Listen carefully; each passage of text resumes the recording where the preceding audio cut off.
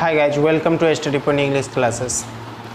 Now we discussed about position denoter simple present tense.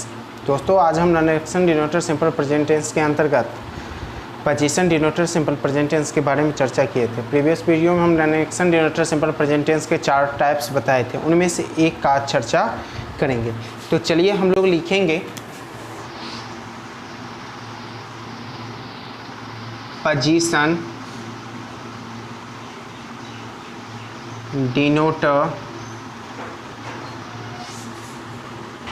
Simple present tense.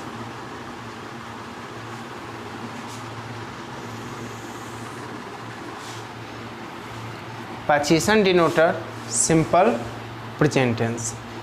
तो दोस्तों हम लोग position denoter simple present tense के सबसे पहले इसका अर्थ समझ लेते हैं। स्थिति सूचक सामान्य वर्तमान काल के बारे में आज हम लोग क्या करेंगे, चर्चा करेंगे। दोस्तों first we know definition of position denoter simple present tense. पहले हम लोग position denoter simple present tense का क्या जानेंगे, डेफिनेशन। डेफिनेशन मीन्स परिभाषा।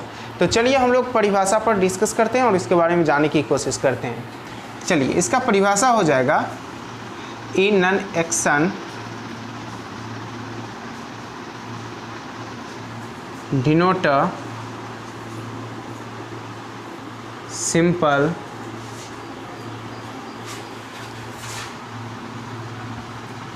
Present tense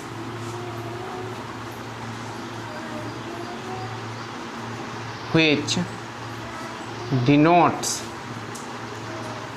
position is called position denoter simple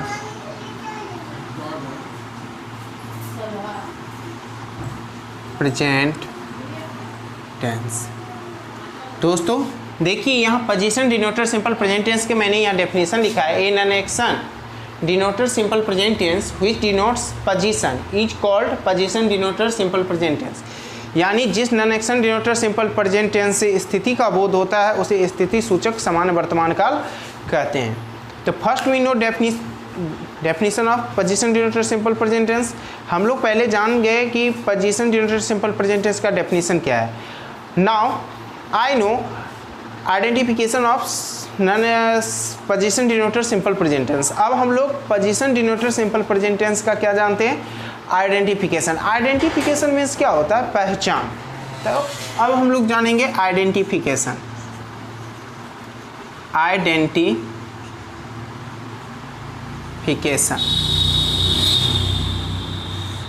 देखिए आइडेंटिफिकेशन यानी position denoter simple present tense का जो आइडेंटिफिकेशन है बहुत ही आसान है। बस आपको एक बात ध्यान रखना है, किसी भी हिंदी वाक्य के अंत में, यानी यहां हम लिख देते हैं किसी भी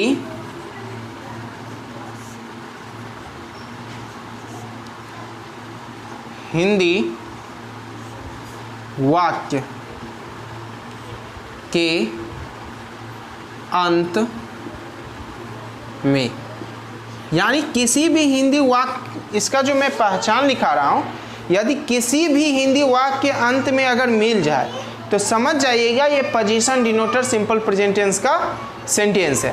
तो अंत में आपको क्या मिलेगा, किसी भी हिंदी वाक्य के अंत में यदि आपको मिल जाए नाउन में एडजेक्टिव पर पास एडवर्ब ऑफ प्लेस। देखिए एडवर्ब ऑफ प्लेस में आपको मिल सकता है यहाँ या वहाँ, ठीक है। देखिए नाउन में एडजेक्टिव और पास एडवर्ब ऑफ प्लेस किसी भी नाउन के अंत में मिल जाए तो आप समझ जाइएगा ये position denoter simple present tense है। तो नाउन में एडजेक्टिव पर पास एडवर्ब ऑफ प्लेस के बाद एक और पहचान है, लगा रहेगा है, हो, हूँ। उसी तरह नाउन प्लस है हूँ रहेगा, में प्लस है हो हूँ, एडजेक्टिव प्लस है हो हूँ, पर प्लस है हो हूँ, पास प्लस है हो हूँ, एडवर्ब ऑफ प्लेस प्लस है हो हूँ। यानी किसी भी हिंदी वाक्य के अंत में नाउन में एडजेक्टिव पर पास एडवर्ब ऑफ प्लेस प्लस है हो हूँ लगा रहे तो tense position denoter simple present tense के अंतर्गत आता है। तो दोस्तों आपको मैं आशा करता हूँ कि आपको ये समझ में आ गया होगा।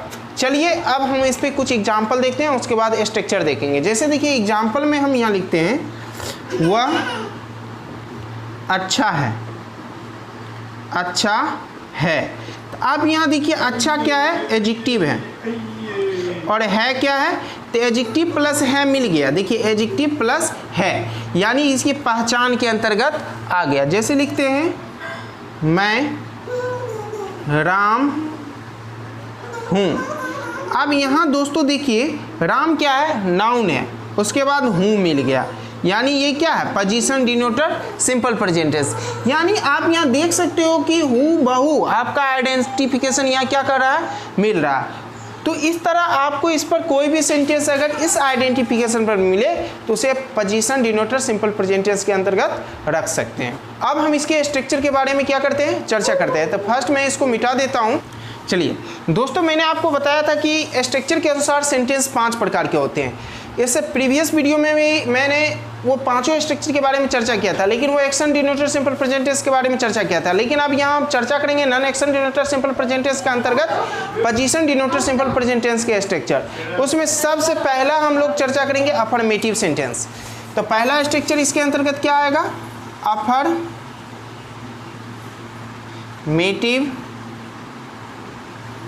Sentence. Affirmative sentence, affirmative sentence means क्या होता है, स्वीकारात्मक वाक्य। अफर्मेटिव सेंटेंस मीन्स होता है स्वीकारात्मक वाक्य। ओके, तो इसमें देखिए इसका स्ट्रक्चर क्या होता है, इसका स्ट्रक्चर होता है subject plus is are am plus other word. Other word में जो आएगा वो लिख दीजिएगा, लास्ट में हम फुल स्टॉप का प्रयोग करेंगे। ठीक है, कंप्लीमेंट भी यहाँ लिख सकते हैं, अदर वर्ड के जगह आप कंप्लीमेंट का यूज कर सकते हैं क्योंकि is are am plus complement ही आता है। ओके, तो अब चलिए हम इस पे कुछ एग्जांपल देख लेते हैं, उसके बाद नेक्स्ट स्ट्रक्चर की ओर पढ़ेंगे। जैसे वे लोग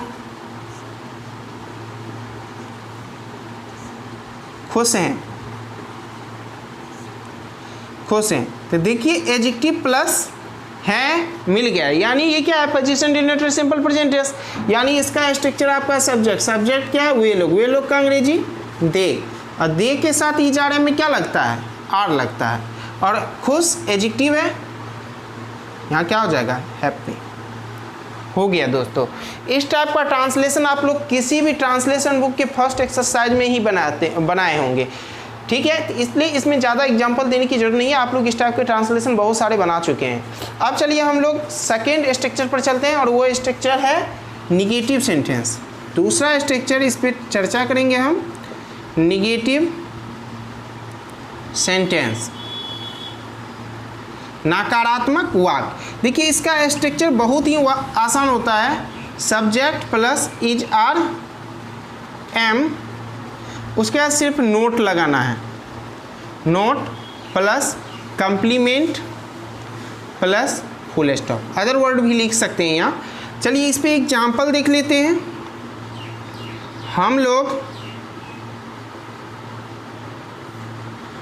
रोसड़ा में हैं। देखिए दोस्तों यहाँ पहचान आपको क्या मिला, में प्लस है, क्योंकि नाउन में एडजेक्टिव पर पास एडवर्ब ऑफ प्लेस में यहाँ क्या मिला, में प्लस है, यानी ये position denoter simple present tense है, और ये अफर्मेटिव है, ये निगेटिव नहीं है, नहीं लगा हुआ है। तो इसमें अगर हम लिख दें हम लोग रोसड़ा में नहीं हैं, तो अब ये क्या हो गया, निगेटिव हो गया। तो अब निगेटिव हो गया तो हम आप इस पर बनाएंगे, यानी subject plus is are am plus not plus complement, यानी हम लोग का अंग्रेजी क्या हो जाएगा, वी के साथ आर लगता है, नहीं है तो नॉट लगेगा, वी आर नॉट। अब मे का अंग्रेजी इन और रोसरा का रोसरा हो गया।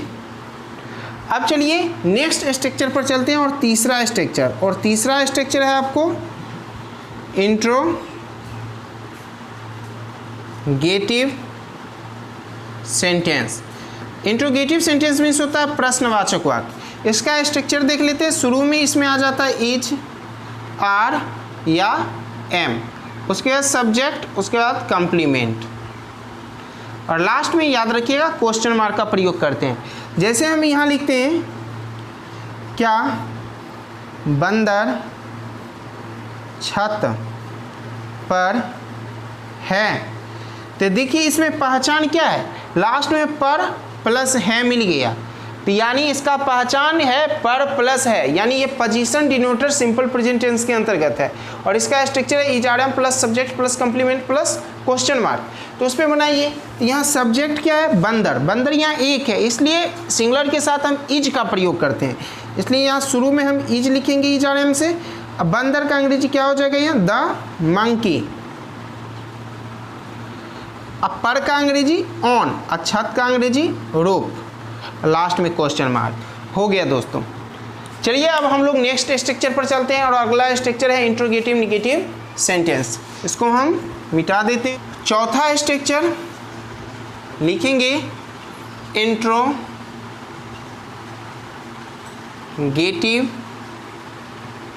निगेटिव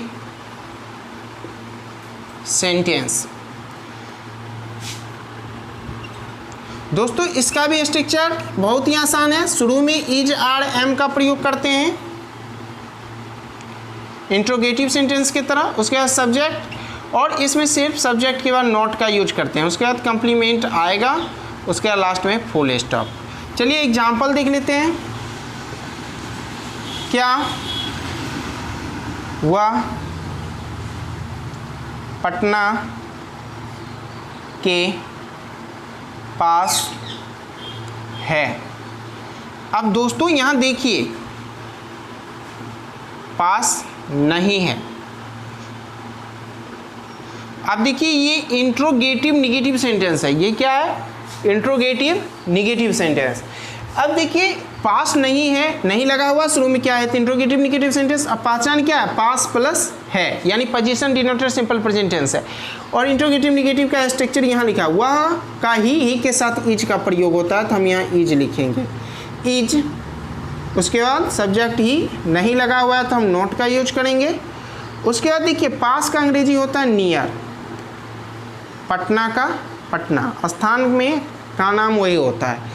चलिए तो ये हो गया आपका इंट्रोगेटिव निगेटिव सेंटेंस। अब हम लोग नेक्स्ट स्ट्रक्चर की ओर चलते हैं, और वो लास्ट स्ट्रक्चर है WH क्वेश्चन।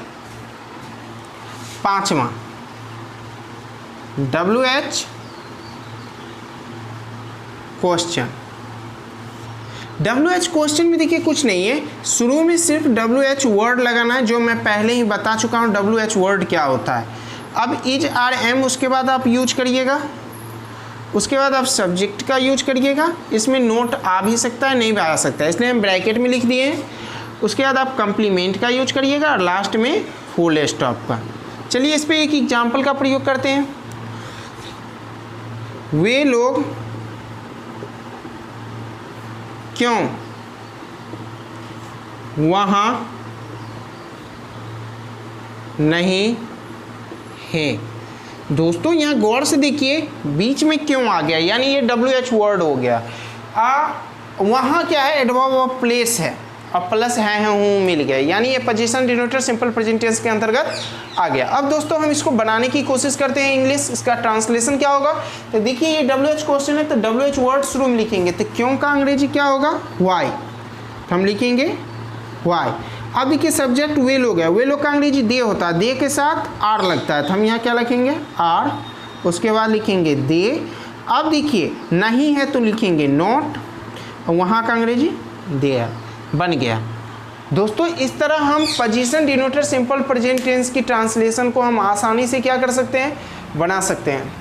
मैं आशा करता हूं कि आपको आज का क्लास काफ़ी पसंद आया होगा और आपको लगा होगा कि शायद ये इस तरह का मैं ट्रांसलेशन बनाया था, लेकिन ये आप नहीं जानते थे कि ये प्रेजेंट टेंस के ही अंतर्गत आता है।